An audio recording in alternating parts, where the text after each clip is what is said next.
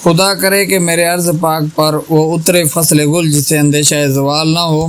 بسم اللہ الرحمن الرحیم۔ السلام علیکم ناظرین، آپ دیکھ رہے ہیں پبلک کوریج ود عارف۔ ناظرین چینل پر نئے تو پلیز سبسکرائب کرنا مت بھولیے گا جی۔ آج بات کرتے ہیں 23 مارچ کے اوپر، یوم قرارداد پاکستان،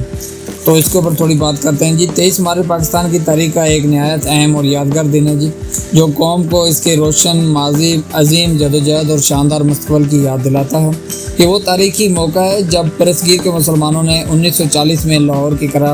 تاریخی مقام پر اپنے لیے ایک علیحدہ وطن کے قیام کا واضح اور دو ٹوک مطالبہ کیا،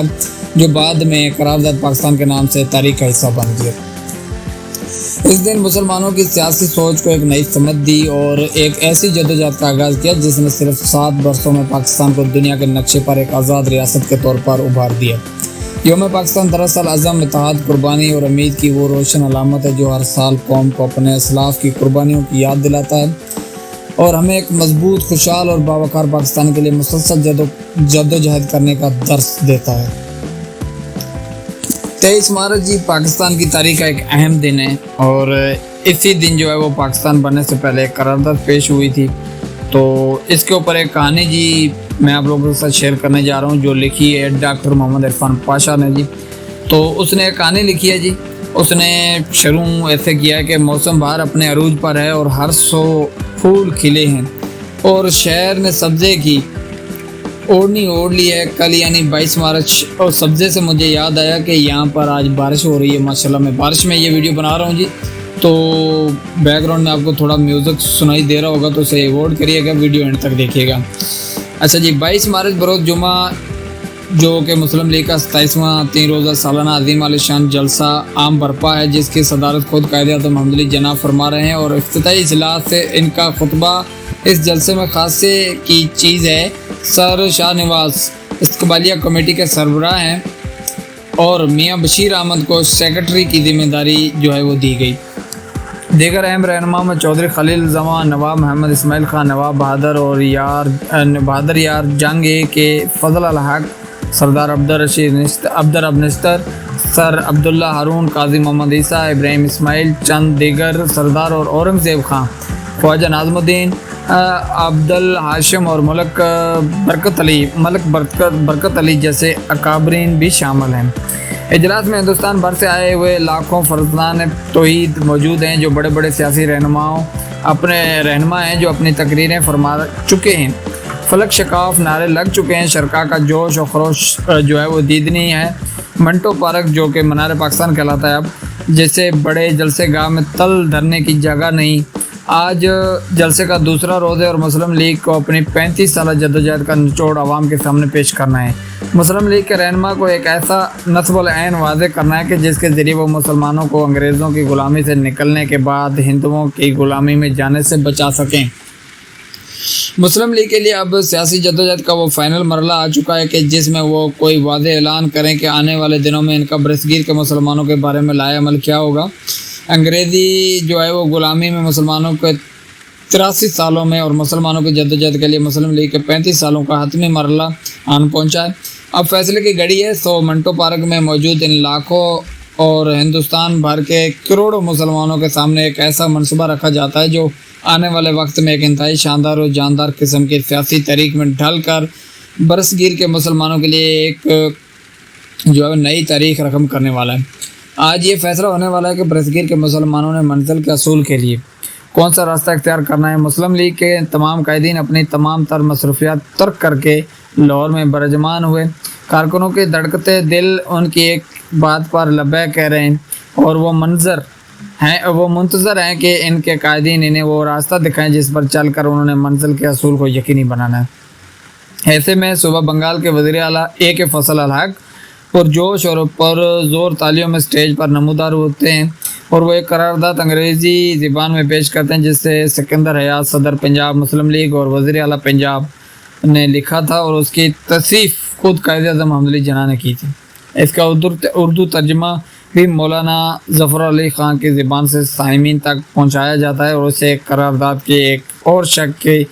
شق کی جو عوام اور قائدین بھرپور تائید کرتے ہیں۔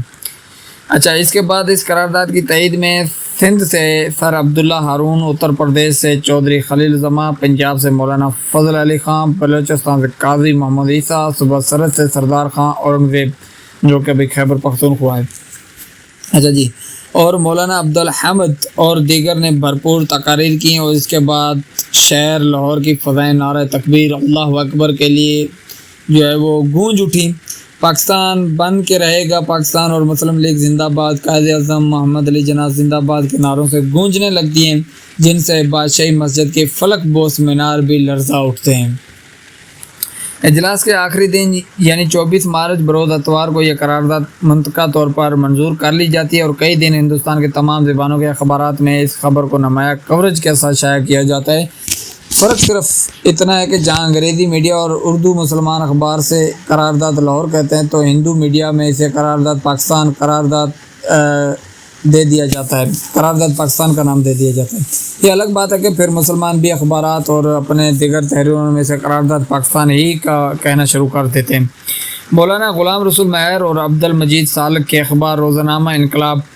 کے لاہور نے اپنی 25 مارچ 1940 کی اشاعت میں اس کے سرخی لگائی، مسلم اکثریتوں کی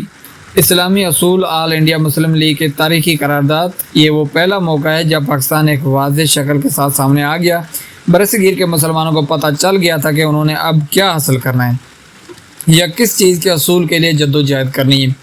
اس قرارداد میں واضح طور پر مسلمانوں کے لیے ایک الگ مملکت کی بات کی گئی ہے جو مکمل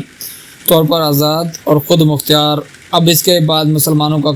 قافلہ قائد اعظم محمد علی جناح کے ولولہ انگیز قیادت میں چل نکلتا ہے، جس کی منزل زیادہ دور نہیں اور صرف 7 برس کے مختصر عرصے میں دنیا کے نقشے پر ایک ایسی اسلامی مملکت طلوع ہوتی ہے جسے نہ صرف خود بہت بلند تک جانا ہے بلکہ ساری مسلم امہ کی قیادت کا فریضہ بھی انجام دینا ہے۔ قرارداد پاکستان کی پیش کی گئی۔ اس دن اب یوم پاکستان کا نام دیا گیا، اور اس دن حکومت پاکستان کی طرف سے ہر شعبے میں نمایاں خدمات حاصل کرنے والے سرکاری اعزازات بھی دیے گئے۔ اس قرارداد کی یادگار کے طور پر عین اسی جگہ پر جہاں 23 مارچ 1940 کو یہ قرارداد پیش کی گئی تھی، ایک عظیم عالیشان منار تعمیر کیا گیا، جس کا نقشہ ایک ترک ماہر تعمیرات نصر الدین مرات نے بنایا، اور اس کی تعمیر 23 مارچ 1960 سے لے کر 21 اکتوبر 1968 تک جاری رہی۔ اس مینار کے اندر آیات قرآنی اور دیگر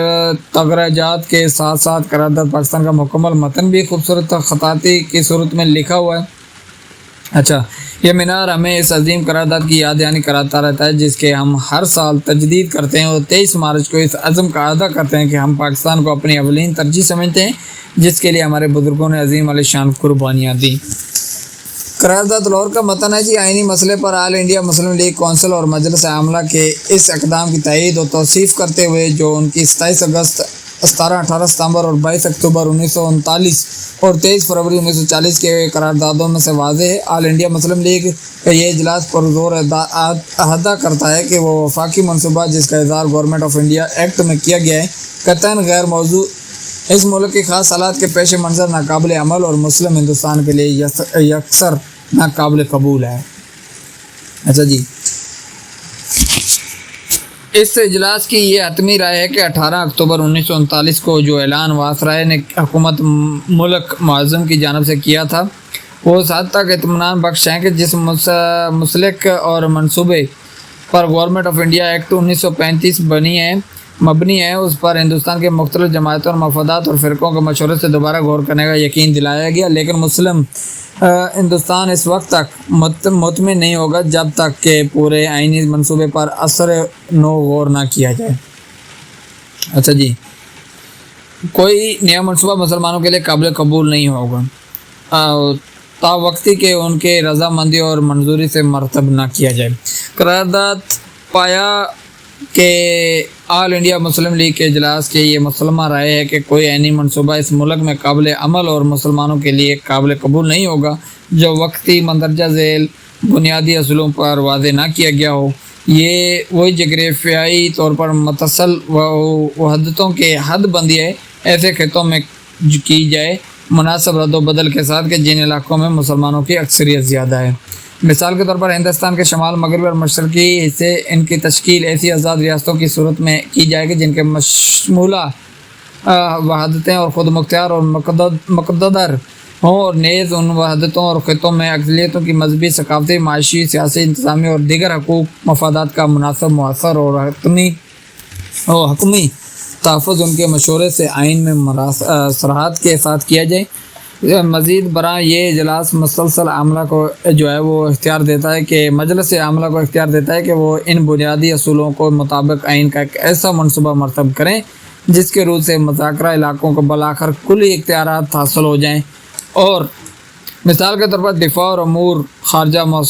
محصولات اور دیگر ایسے امور جو ضروری سمجھے جائیں جہاں مسلمان اقلیت میں ہوں، ان کے لیے دیگر اقلیتوں کے جو ہے وہ مذہبی، ثقافتی، معاشی، سیاسی، انتظامی اور دیگر حقوق و مفادات کا مناسب اور مؤثر جو ہے وہ تحفظ ان کے مشورے سے آئین میں صراحت کے ساتھ کیا جائے۔ تو یہ جی 23 مارچ، اور اس کے اوپر میں نے بات کی۔ میرے الفاظ تھوڑے آگے پیچھے ہو جاتے ہوں گے کیونکہ اتنی بڑی ویڈیو بنانا بہت ہی مشکل ہے، لیکن میں نے آپ لوگوں کے لیے بنا دی ہے جی۔ اور اس کا اختتام جو ہے وہ اسی سے کرتا ہوں کہ خدا کرے کہ میرے عرض پاک پر اترے وہ فصل گل جسے اندیشہ زوال نہ ہو، یہاں جو پھول کھلے وہ کھلے ہی رہیں برسوں، یہاں خزاں کو گزرنے کی مجال نہ ہو، یہاں جو سبزہ اگے وہ ہمیشہ سبز رہے، اور ایسا سبز کہ جس کی کوئی مثال نہ ہو،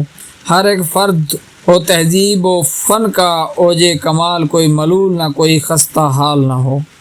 خدا کرے کہ میرے عرض پاک پر اترے وہ فصل گل جسے اندیشہ زوال نہ ہو۔ پاکستان زندہ باد، پاک فوج پائندہ باد۔ اللہ حافظ۔